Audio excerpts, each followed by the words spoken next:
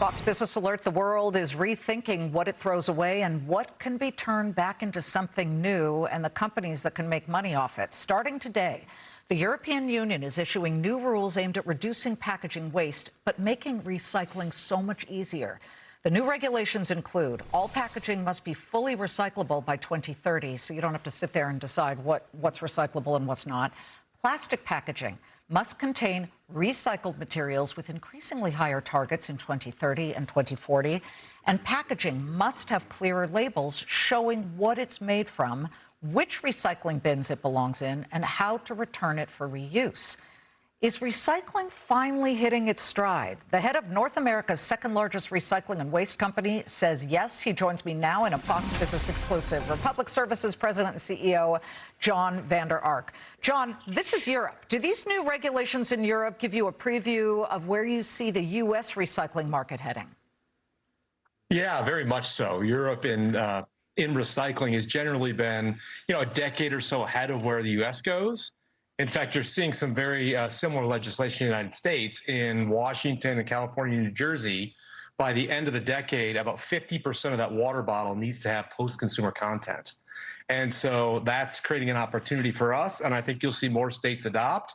And over time, some of the exact same things that you just mentioned in Europe, well, we think will end up in the United States. I'm a big recycler. However, I do hear people always say, oh, recycling is such a wash, that it's too expensive for companies like yours to make it really worth it, and nobody's really doing it.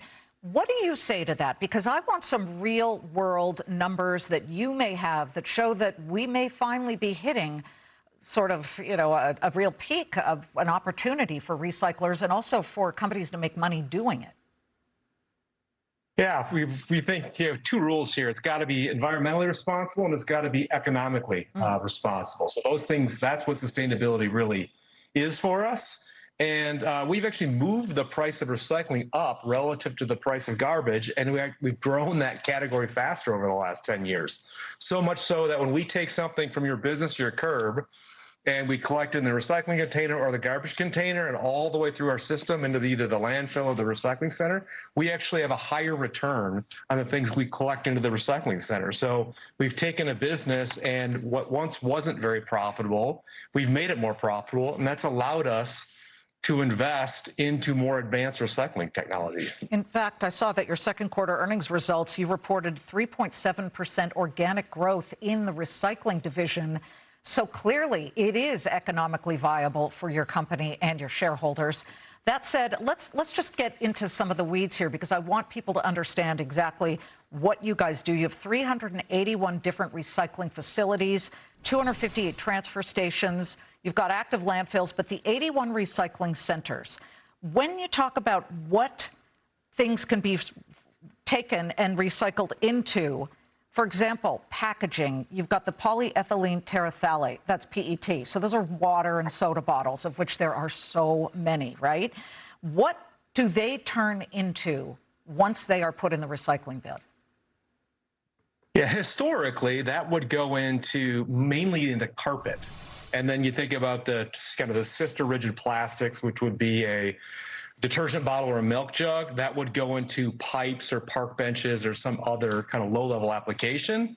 And we're now investing in a truly circular solution. So we're investing about $500 million that allow us to take that water bottle and then chip it, clean it, delabel it, and eventually turn it into a food-grade PET that can go right back into a new water bottle. So there's cases right now on the West Coast where you could buy a water bottle at the grocery store, and 120 days later, some of that very product could be right back on the shelf, and you could buy it again. And how soon will you make back that $500 million?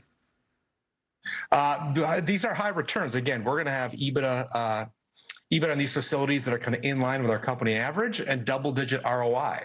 And so, again, this similar philosophy of no science projects, right? If we're going to invest in something, it's got to have a return. And when it has a return, it allows us to do these future investments. And so that's how the flywheel spins in this space for us. Okay, one last question, Jon. I'm not the person who always washes out the yogurt container before I put it in the recycling bin. How do we know that it's definitely being cleaned enough?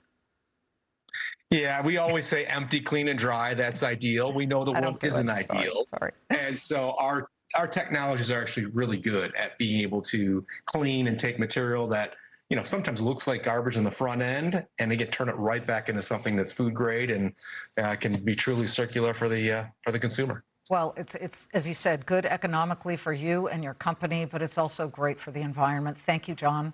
Good to have you. Good day.